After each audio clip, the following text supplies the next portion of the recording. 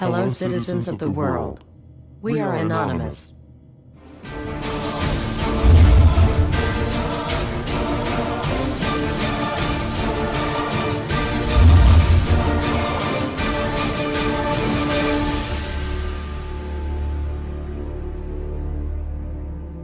Dear brothers and sisters, now is the time to open your eyes. In a stunning move that has civil libertarians stuttering with disbelief, the U.S. Senate has just passed a bill that effectively ends the Bill of Rights in America.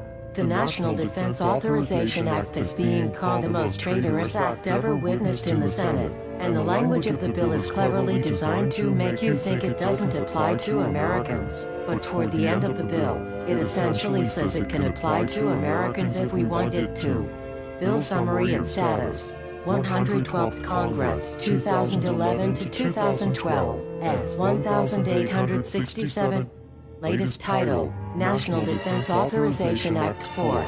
This bill, passed late last night in a 93-7 vote, declares the entire USA to be a battleground upon which U.S. military forces can operate with impunity, overriding posse comitatus and granting the military the unchecked power to arrest, detain, interrogate and even assassinate U.S. citizens with impunity. Even Wired magazine was outraged at this bill, reporting, Senate wants the military to lock you up without trial. The detention mandate to use indefinite military detention in terrorism cases isn't limited to foreigners. It's confusing, because two different sections of the bill seem to contradict each other. But in the judgment of the University of Texas Robert Chesney, a nonpartisan authority on military detention, U.S. citizens are included in the grant of detention authority. The passage of this law is nothing less than an outright declaration of war against the American people by the military-connected power elite. If this is signed into law, it will shred the remaining tenets of the Bill of Rights and unleash upon America a total military dictatorship, complete with secret arrests, secret prisons, unlawful interrogations, indefinite detainment without ever being charged with a crime, the torture of Americans and even the legitimate assassination of U.S. citizens right here on American soil. If you have not yet woken up to the reality of the police state we've been warning you about, I hope you realize we are fast running out of time. Once this becomes law, you have no rights whatsoever in America, no due process, no First Amendment speech rights, no right to remain silent, nothing. The U.S. Senate does not want us to speak. I suspect even now orders are being shouted into telephones and men with guns will soon be on their way. Why? Because while the truncheon may be used in lieu of conversation, words will always retain their power. Words offer the means to meaning and for those who will listen, the enunciation of truth. And the truth is, there is something terribly wrong with this country, isn't there?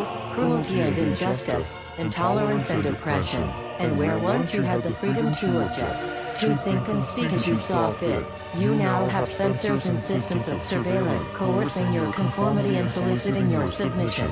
How did this happen? Who's to blame? Well, certainly there are those who are more responsible than others, and they will be held accountable. But again, truth be told, if you're looking for the guilty, you need only look into a mirror. I know why you did it. I know you were afraid. Who wouldn't be? War, terror, disease. There were a myriad of problems which conspired to corrupt your reason and rob you of your common sense. Fear got the best of you, and in your panic, you turned to the now president in command, Barack Obama. He promised you order. He promised you peace. And all he demanded in return was your silent, obedient consent. More than 400 years ago, a great citizen wished to embed the 5th of November forever in our memory. His hope was to remind the world that fairness, justice, and freedom are more than words, they are perspectives. So if you've seen nothing, if the crimes of this government remain unknown to you, then I would suggest that you allow the 5th of November to pass unmarked. But if you see what I see, if you feel as I feel, and if you would seek as I seek, then I ask you to stand beside one another, 1 year from November 5th, 2011, outside the gates of every courthouse of every city demanding our rights. Together we stand against the injustice of our own government. We are anonymous. We are legion. United as one. divided by 0. We do not forgive censorship. We do not forget oppression. U.S. Senate. Expect us.